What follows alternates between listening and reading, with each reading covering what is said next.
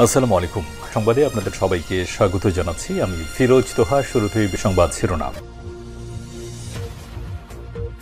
বাংলাদেশের সর্বশেষ গুরুত্বপূর্ণ আপডেট সংবাদ আপনাকে স্বাগত। শুরুতেই সংবাদ শিরোনাম, পরে বিস্তারিত। শুরুতেই জানাবো, ইসলামী ও ভারত বিরোধী ভিডিও ছাড়ার অপরাধের কথা বলে গত বছরের 29 আগস্ট নিজ বাড়ি থেকে র‍্যাব পরিচয়ে রহমতুল্লাহ নামের এক যুবককে তুলে নিয়ে যায় আইন শৃঙ্খলা রক্ষাকারী বাহিনী। এরপর রহমতুল্লাহকে তুলে দেয়া হয় ভারতের গোয়েন্দা সংস্থা রয়ের কাছে। এমন একটি চাঞ্চল্যকর তথ্য আমার দেশ পত্রিকা প্রতিবেদন প্রকাশ করেছে। জানাবো, সঙ্গেই থাকুন। এরপর জানাবো, সচিবালয়ে আগুন, সন্দেহ তৈরি করা 5 প্রশ্নের উত্তর। সচিবালয় অগ্নিকাণ্ডের পর ষড়যন্ত্র তত্ত্ব আর পাল্টাপাল্টি দোষারোপের কারণে তদন্ত রিপোর্টে কি উঠে আসে সেটি নিয়ে বিশেষ আগ্রহ ছিল অনেকের। জানাবো, ফ্যাসিবাদী সরকার বিগত 15 বছরে $280 বিলিয়ন বাংলাদেশ থেকে পাচার করেছে বললেন মির্জা ফখরুল ইসলাম। এদিকে আশরাফের মৃত্যুবার্ষিকীতে আওয়ামী লীগ নিয়ে বিস্ফোরক মন্তব্য সোহেল তাজের। আওয়ামী লীগের সাবেক সাধারণ সম্পাদক সৈয়দ আশরাফুল ইসলামের মৃত্যুবার্ষিকী আজ। 2019 সালে 3 জানুয়ারি থাইল্যান্ডের রাজধানী ব্যাংককের একটি হাসপাতালে চিকিৎসাধীন অবস্থায় 67 বছর বয়সে মারা যান তিনি। তাকে নিয়ে সোহেল তাজ বিস্ফোরক মন্তব্য করেছে। এদিকে জান্তা এবং আরাকান আর্মির সংঘাত পরিকল্পিত উদ্দেশ্যপ্রণোদিত। তাদের উদ্দেশ্য ছিল রোহিঙ্গাদের নির্মূল করা। রোহিঙ্গাদের শীর্ষ নেতা ডাক্তার মোহাম্মদ জুবায়ের বলেছেন, মিয়ানমারের জান্তা সরকার ও বিদ্রোহী গোষ্ঠী আরাকান আর্মির সংঘাত প্রকৃতপক্ষে পরিকল্পিত এবং ষড়যন্ত্রমূলক। এবং সর্বশেষ জানাবো, ইসরায়েলি বিমান হামলায় গাজার পুলিশ প্রধানসহ নিহত 68। গাজা জুড়ে বিমান হামলা চালিয়েছে দখলদার ইসরায়েলি বাহিনী। এতে আজ 68 জন ফিলিস্তিনি নিহত হয়েছে। হামলা চালানোয় হামাসের নিয়ন্ত্রিত পুলিশ প্রধানের মৃত্যু হয়েছে। প্রিয় দর্শক, এতক্ষণ শুনছিলেন সংবাদ শিরোনাম, এবারে বিস্তারিত। তবে তার আগে বন্ধুরা, অনুরোধ থাকবে, আপনি বিশ্বের কোন দেশ থেকে আমাদের সংবাদটি দেখছেন এবং শুনছেন কমেন্ট করে জানিয়ে দিন। আপনি যদি এই চ্যানেলে নতুন হয়ে থাকেন, আমাদের সংবাদটি দেখতে দেখতে চ্যানেলটি সাবস্ক্রাইব করে রাখুন। এই সংবাদটিতে একটি লাইক দিয়ে দিন। ভালো লাগলে বন্ধুদের মাঝে শেয়ার করে দিন। এবারে বিস্তারিত। ভারত বিরোধী রহমতুল্লাহকে দিল্লির কাছে সমর্পণ করে র‍্যাব। ঢাকার ধামরায় গত বছরের 29 আগস্ট নিজ বাড়ি থেকে র‍্যাব পরিচয়ে রহমতুল্লাহ নামের এক যুবককে তুলে নিয়ে যায়। শুরু থেকেই আইনশৃঙ্খলা বাহিনী রহমতুল্লাহকে তুলে নিয়ে যাওয়ার বিষয়টি অস্বীকার করে। ভুক্তভোগী রহমতুল্লাহকে র‍্যাব সদর দপ্তর যেভাবে নির্যাতন করা হয়েছে তার ভয়াবহ বর্ণনা দিয়েছেন তিনি। গত বুধবার 16 মাস গুম ছিলেন রহমতুল্লাহ। এর মধ্যে র‍্যাব সদর দপ্তর 9 মাস এবং বাকি সময় তাকে ভারতে রাখা হয়েছে। ভারতের 2টি জেলখানায় 7 মাস জেল খেটেছেন রহমতুল্লাহ। তারা তাদের গায়ের যত শক্তি আছে তা দিয়ে পেটাতো রহমতুল্লাহকে। কান্নার শব্দ যেন বাইরে বের না হয়ে যায়, এজন্য যান্ত্রিক পাখা চালিয়ে দিত। যান্ত্রিক পাখার শব্দ হারিয়ে যেত কান্নার আওয়াজ।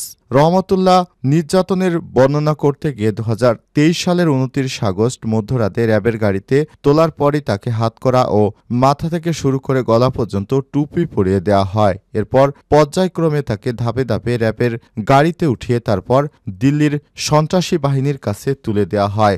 ভারতীয় বাহিনীর কাছে তাকে তুলে দেওয়া হয়।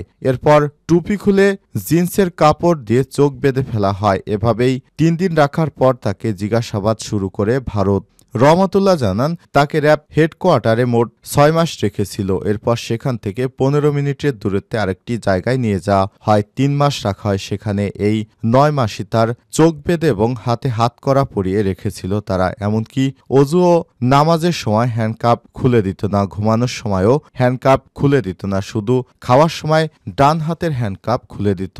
তারা তার গায়ে যত শক্তি আছে তা দিয়ে পেটাতো। কান্নার যতই শব্দ হোক না কেন তারা পাখা চালিয়ে দিত যাতে করে তার কান্নার শব্দ বাইরে না যায়।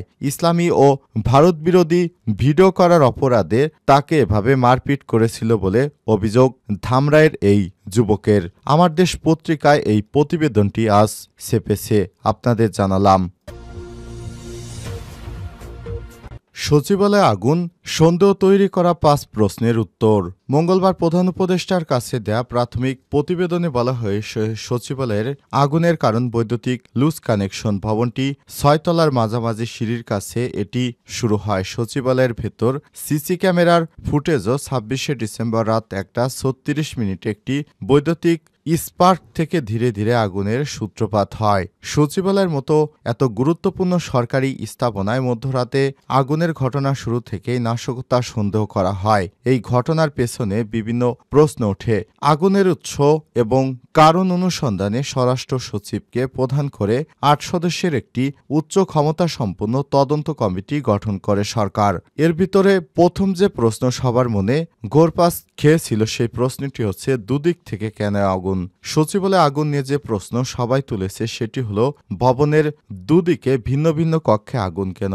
আগুন লাগার পর যে ছবিটি সামাজিক যোগাযোগ মাধ্যমে ছড়িয়ে পড়ে, সেখানে সচিবালয়ের সামনে থেকে ৭ নম্বর ভবনটির দক্ষিণ দিক দেখা যায়। সেখান থেকে ভবনের পূর্ব পশ্চিম পাশের ভিন্ন ভিন্ন কক্ষে আগুন জ্বলতে দেখা যায়। বুয়েটের কেমিক্যাল বিভাগের সহযোগী অধ্যাপক তদন্ত কমিটির অন্যতম সদস্য ডক্টর মোহাম্মদ ইয়াসির আরাফাত খান বলেন, আগুনের এই ছবি অনেক পরের দিকের রেকর্ড করা হয়েছে। তিনি বলেন, সাবোটাসকে সামনে রেখে এটা বলা হচ্ছিল যে বিভিন্ন জায়গা থেকে তো একসাথে ফায়ার হতে পারে না। শুরু থেকে আমরা এটা নিয়ে কাজ করেছিলাম। আমরা যখন আগুনের সূত্রপাত থেকে কিভাবে ছড়িয়ে পড়েছে এটা অনুসন্ধান করছিলাম, তখন আপনি যেগুলো কথা বলছেন শুরুতে কিন্তু সব জায়গায় আগুন ছিল না। এইটা আসলে আপনার আরও আধা ঘন্টা পরের সিনারিও। তখন পুরো করিডোর পুড়তেছে, কিছু কিছু রুমে আগুন ঢুকে পড়েছে। যে রুমে আগুন ঢুকেছে সে রুমের জানালা দিয়ে আপনি তা দেখতে পাচ্ছেন। এ বিষয়ে বুয়েটের তড়িৎ ইলেকট্রনিক্স প্রকৌশল বিভাগের অধ্যাপক এবং তদন্ত কমিটির সদস্য ইয়াসির আরাফাত এর কথা হলো, শুধু ওই ছবিটা দেখলে যে কারো মনে হবে এটা নাশকতা। সাদা পাউডার এবং নাশকতার প্রশ্ন।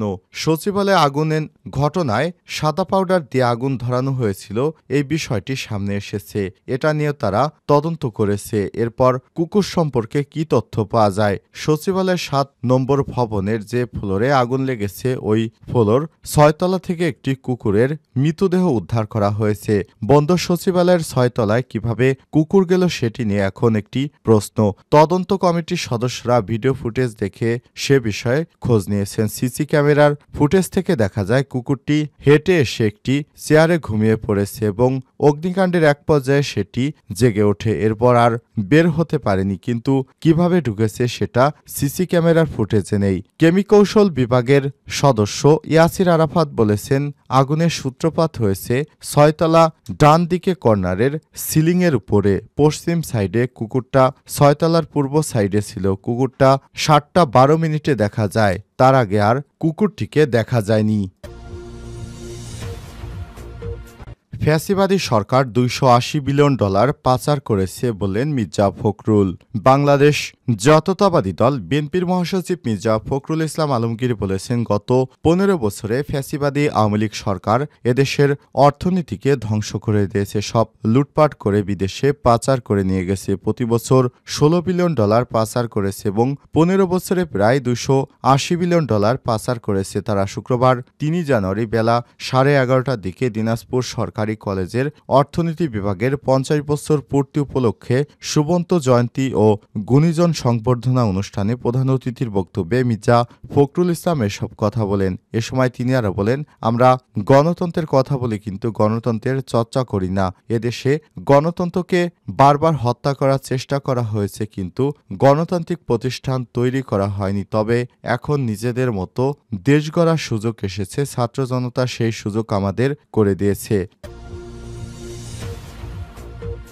আশরাফের মৃত্যুবার্ষিকীতে আওয়ামী লীগকে নিয়ে বিস্ফোরক মন্তব্য সোহেল তাজের। আওয়ামী লীগের সাবেক সাধারণ সম্পাদক সৈয়দ আশরাফুল ইসলামের মৃত্যুবার্ষিকী আজ। ২০১৯ সালে ৩ জানুয়ারি থাইল্যান্ডের রাজধানী ব্যাংককে একটি হাসপাতালে চিকিৎসাধীন অবস্থায় ৬৭ বছর বয়সে মারা যান তিনি।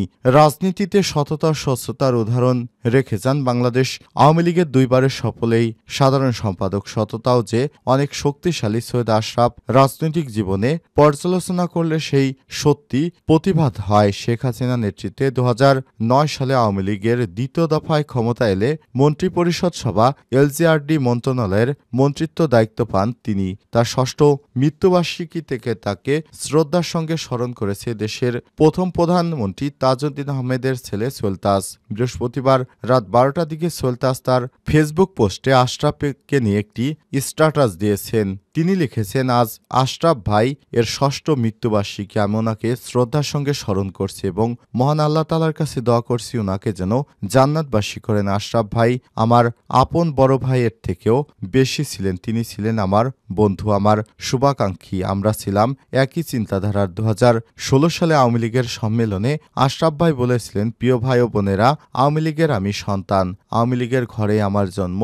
আওয়ামী লীগ যদি ব্যথা পায় আমিও বুকে ব্যথা পাই। আওয়ামী লীগের কোনো কর্মী যদি ব্যথা পায় আমারও অন্তরে ব্যথা লাগে। আওয়ামী লীগ তো আওয়ামী লীগই, এটা কোনো দল না, এটা আমার একটা অনুভূতি। আজ আমার এই উক্তিটা মনে পড়লে খুব খারাপ লাগে, কারণ আশরাফ ভাই এখানে যেই আওয়ামী লীগের কথা বলেছেন সেই আওয়ামী লীগকে এবং সেই আওয়ামী লীগের নিবেদিত কর্মী সমর্থকদের ধ্বংস করে ফেলা হয়েছে। আশরাফ ভাই যেই আওয়ামী লীগের কথা বলেছেন সেই আওয়ামী লীগ ছিল জনগণের অধিকার আদায়ের অগ্রদূত, আমাদের স্বাধীনতা ও মুক্তিযুদ্ধের নেতৃত্বদানকারী 7.5 কোটি মানুষের একটি আদর্শ ও চেতনার ধারক বাহক। আর সেই সংগঠনকে ব্যবহার করে বিগত 15 বছরে গণতান্ত্রিক অধিকারকে ধ্বংস করেছে শেখ হাসিনা। আর তার খেসারত এখন দিচ্ছি আমরা সবাই।